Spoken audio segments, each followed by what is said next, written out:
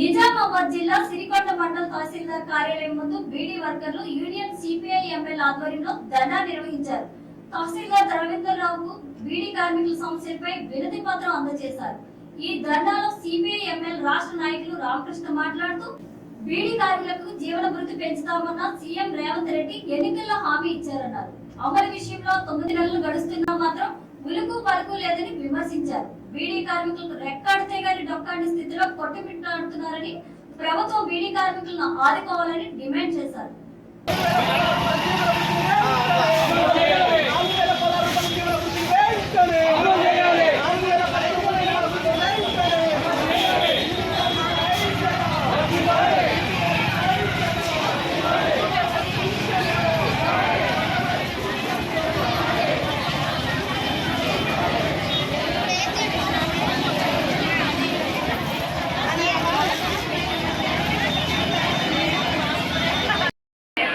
రాష్ట్ర ప్రభుత్వం కొత్త రాష్ట్ర ప్రభుత్వం ఎన్నికై 9 నెలలు కావస్తున్నది.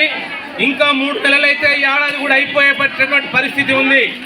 నువ్వు చెప్పినటువంటి ఆంక్షలు లేకుండా ఇస్తానన్నటువంటి జీవన వృత్తిని ఇవ్వాలని, పెరిగిన ధరలకు అనుగుణంగా 2016 నుంచి 4016 రూపాయలు పెంచుతానని చెప్పి మాట ఇచ్చిన దాని ప్రకారం జీవన వృత్తిని పెంచాలని, వీళ్ళందరికీ కూడా చేతి నిండా పని కల్పించే దిశగా చర్యలు చేపట్టాలని ఈరోజు సిరికొండ మండల కేంద్రంలో, ఈ మండలంలో ఉన్నటువంటి వివిధ గ్రామాల్లో పనిచేస్తున్నటువంటి బీడీ కార్మికులందరం కూడా ప్రగతిశీల బీడీ వర్కర్స్ యూనియన్ తరఫున అట్లాగే వ్యక్తిగతంగా కూడా దరఖాస్తులు ఇవ్వడానికి రావడం జరిగింది. అయ్యా రేవంత్ రెడ్డి గారు, మీరు ఏదైతే గత ప్రభుత్వం చేయలేకపోయిందో, గత ప్రభుత్వం ఏదైతే ఇవ్వలేకపోయిందో, కట్ ఆఫ్ డేట్ తీసేయలేకపోయిందో కట్ డేట్ తీసేస్తారన్నారు. వెంటనే తొలగించండి. అంతేకాదు ఉప్పు రేట్తో సహా నూనెలు పెరిగినాయి, కల్తీవైనా సరే అవి కొనలేనటువంటి పరిస్థితులలో బీడీ కార్మికులు ఉన్నారు, ఆ పేదల కుటుంబాలు ఉన్నాయి.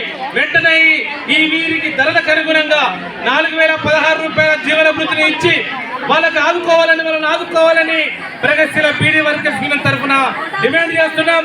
లేకపోతే ఈ తెలంగాణలో ఉన్నటువంటి 7 లక్షల మంది ఒకేసారి సెక్రటేరియట్ ను, అసెంబ్లీని ముట్టడించి నువ్వు ఇచ్చిన హామీని నిలబెట్టుకోకపోతే దాన్ని ముట్టడిస్తామని కూడా ఈ సందర్భంగా హెచ్చరిస్తున్నాం.